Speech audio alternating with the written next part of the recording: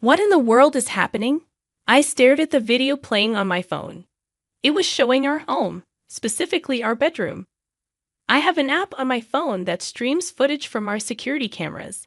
In the footage, I saw my husband with another woman. Were they hugging? They looked too close to just be friends. Then I heard voices. You sure she has no idea? Yeah, I've been following your plan perfectly. She's clueless, believes everything. I can imagine it. They laughed and playfully fell onto the bed. I was shocked because that woman was my own sister.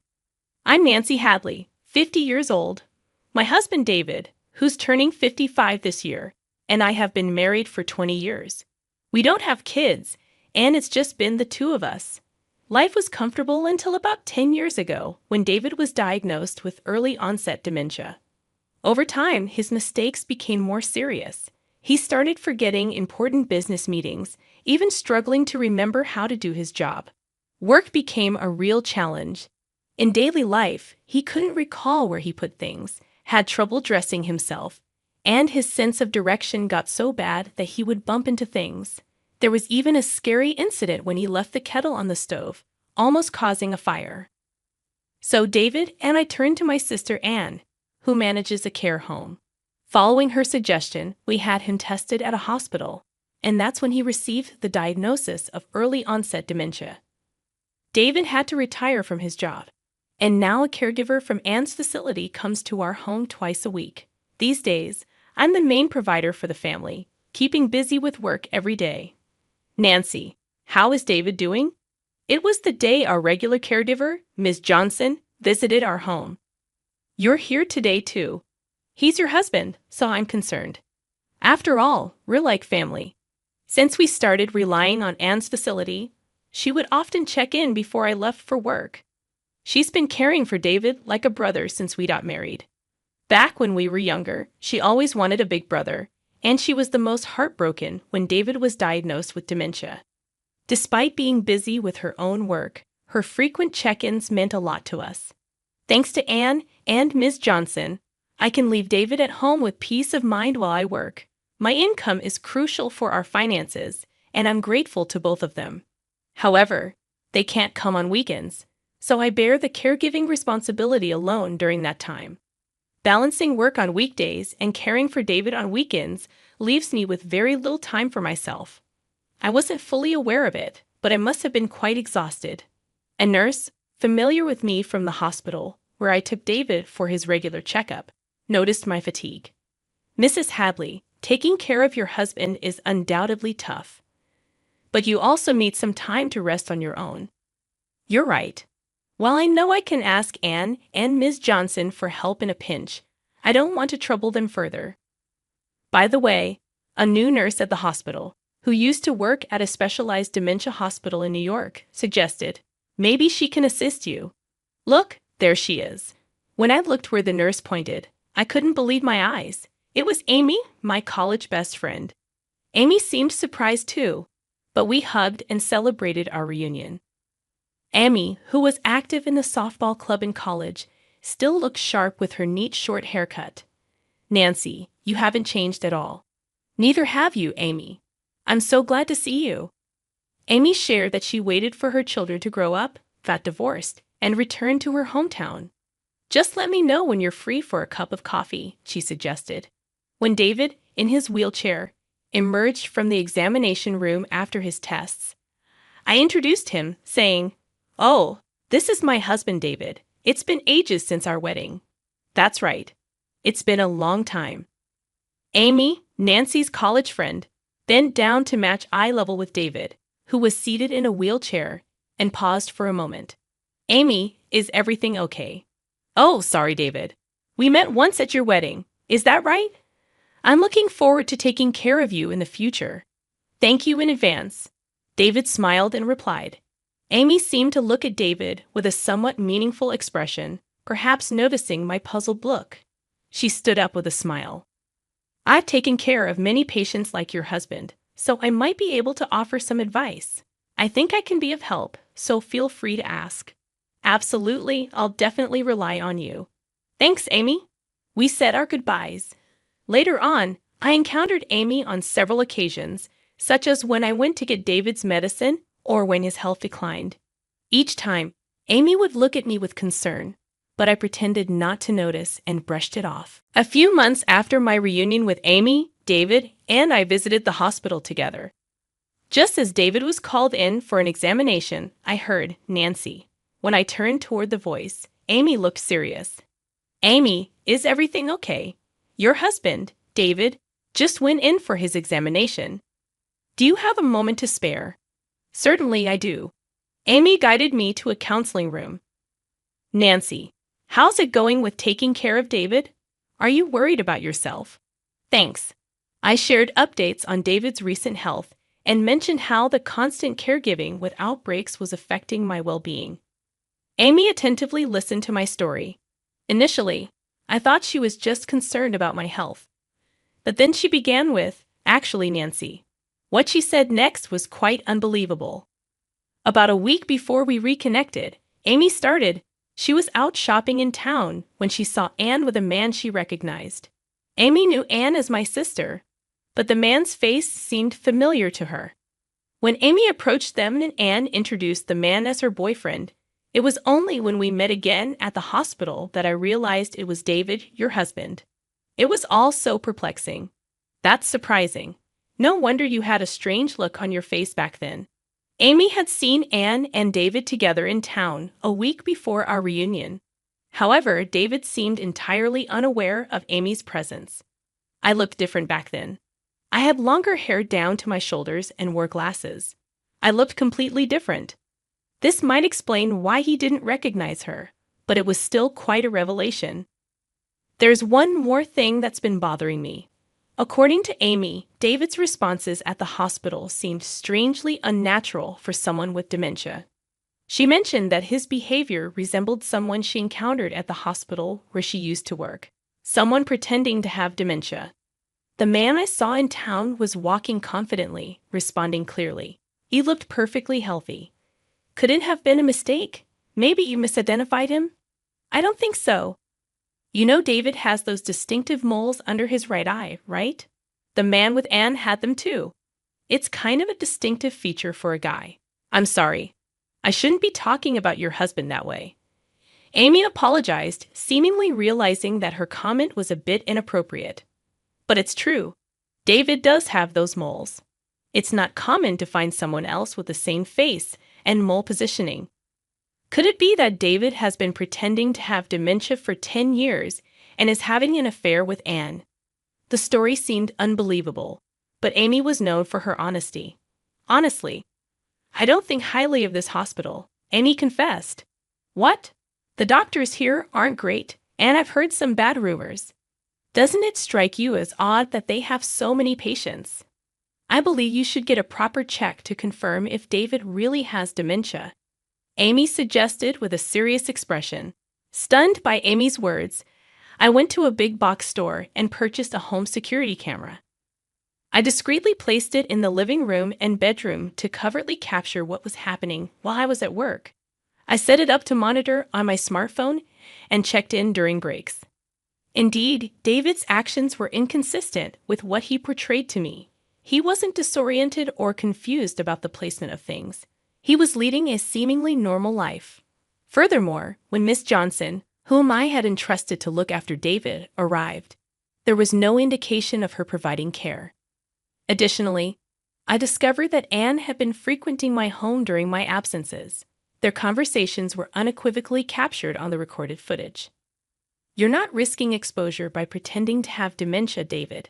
No, not at all. I'm following Anne's suggestions perfectly. Pretending to be unaware of the date or the locations of things is working like a charm. Acting like I don't write or go outside. Confusing day with night. It's all part of the plan. Nancy is trusting, so I doubt she'll suspect anything. What about Miss Johnson? Is she reliable, or will she spill the secret? Oh, she's reliable. Being a single mom, she needs the money. I've increased her salary a bit, and she's been keeping things hush-hush. After sharing a laugh, they would flirt and head to the bedroom. The footage left me utterly speechless. It was hard to fathom that my own sister and husband were colluding behind my back Yet the undeniable truth was right there on the recording. Faced with this shocking revelation, I felt lost. A few days later, I found the courage to confront Miss Johnson, who had been caring for David. When I reached out to her, she agreed to meet the following Saturday. I visited her apartment and presented the footage. She appeared resigned, tears filling her eyes as she apologized. "This is the truth. I've been deceiving you all this time, and I'm truly sorry. I don't have a license, and finding another job was a struggle. I had no choice but to go along with what Anne said because she offered me such attractive terms." As seen in the footage, Anne, a single mother supporting her child alone, needed the money. However, she grappled with guilt as she realized she was aiding in deception. Her guilt led her to share her testimony with me and provide copies of receipts, daily reports, and her diary from that period. Regardless of my financial struggles, what I did was unacceptable as a human being. I am truly, deeply sorry. She continued to express remorse repeatedly. In addition to the evidence and testimony from Miss Johnson, I decided to gather more proof. After meeting with various involved parties and learning their perspectives, I consulted with my lawyer and opted to confront David and Anne at the site of their affair. On a typical weekday, feigning my usual work routine, I lingered near my house. When Anne arrived and it appeared to be the opportune moment for the two of them, I returned home, capturing the scene. Caught off guard and unable to escape, they panicked. With a cold tone, I said, "I know everything now, David. I heard you messed up your cherished job, got sidelined, and grew to dislike your work." These were details his co-worker had shared about David's conversations with colleagues. "There's nothing left for me here. Nancy is earning well. I want to quit and live a relaxed life." Observing my composed demeanor, David hastily began to confess. "It wasn't my idea. Anne seduced me. She suggested we pretend to have dementia, be supported by you while you're at work, and meet as much as we want." Even Miss Johnson had been recruited by Anne to serve as an alibi. David's words seemed to place the blame on Anne rather than me. Upon hearing David's accusations, Anne became hysterical and erupted in anger. What the heck? David was fully on board with the plan, and now he's trying to evade responsibility. "That's cowardly. Shut up. You're the one who kept pushing me into this. I just went along with what you said." As they bickered stark naked, my heart grew colder. I couldn't tolerate the situation any longer. "That's enough, both of you. Get out." I threw their clothes, along with Anne's purse scattered on the floor, out of the living room window and then closed it. Despite their persistent banging on the window and pleas for an explanation, I ignored them, closing the curtains. When their attempts to communicate persisted, I sent a message on WhatsApp stating, "Be quiet. If you don't want the cops called, leave now." Suddenly, they fell silent. For the next few days, they continued to visit the house and send messages on WhatsApp, which became increasingly irritating. So, I sold the house and relocated to a weekly rental apartment. When David was diagnosed with dementia, I proactively changed the title of our jointly owned house to my name. Considering David's retirement and diminished ability to handle financial matters, I thought it prudent to avoid potential complications if a dementia patient had decision-making authority during an emergency. Unexpectedly, I was able to sell the house for more than anticipated and used the proceeds to quietly purchase an apartment. While I hadn't anticipated this specific situation, I must commend past Nancy for her foresight. Subsequently, I initiated a divorce from David and asserted a claim for the division of assets. Whether or not David has the means to comply is inconsequential. It is a declaration that they inflicted this upon me. I will neither forgive nor forget. After the divorce, I heard through the grapevine that David remarried and now resides in Anne's house. However, it appears that their new life together is not thriving. While this is purely speculative, I believe David and Anne might have been swept up in the excitement of their affair. Marriage brings a different set of challenges, forcing them to confront each other's realities, acknowledge differences, and at times turn a blind eye.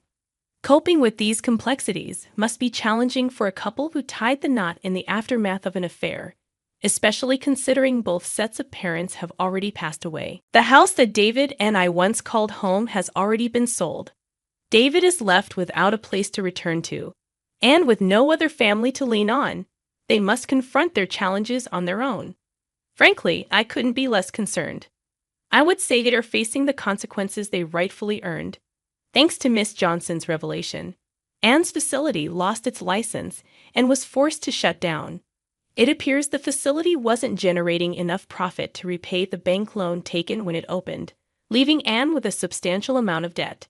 It seems like an appropriate price for a sister who stole her sibling's husband. The dubious doctor who issued the fraudulent diagnosis also faced repercussions. Following the incident, his staff, including Amy, resigned one by one, rendering it impossible to sustain the business and resulting in the closure of his clinic. Evidently, he had been accepting requests from questionable sources, providing false medical reports as he did for David, and, in return, receiving patient referrals. This unveiled the truth behind why he had a considerable number of patients despite lacking the necessary skill and a reputable status. Discovering the truth was a shock, and I couldn't help but be appalled by the audacity of some doctors. However, I acknowledge my own responsibility in this matter. I was overly trusting, believing my sister's words and the dubious doctor's assertions without questioning them. According to Amy, I tend to be too kind and overly trusting. I've always been averse to doubting people, but lately, I've been reflecting on the need to scrutinize information more and think independently. On a brighter note, Amy seems to have secured a new position at a large general hospital in the neighboring town. Her work experience at a New York hospital garnered respect, and she has already earned the trust of her colleagues, enjoying her work. Following Amy's suggestion, Miss Johnson also found employment at the hospital cafeteria. Wow, adorable. Amy's eyes lit up at the sight of a puppy frolicking with a ball. This little guy is a male miniature dachshund I brought home about a month ago. He's become my cherished companion, offering solace to my heart and body after long days at work. Since the arrival of this pup, Amy has started visiting my apartment more frequently. He's just so cute. I can't resist coming to see him, she claims. However, in reality, her visits are driven by concern for me, though she won't admit it. While I've lost my husband, I now get to relish enjoyable moments with my best friend. I find myself thinking that a single life, enjoying the company of a female companion, doesn't sound too bad after all.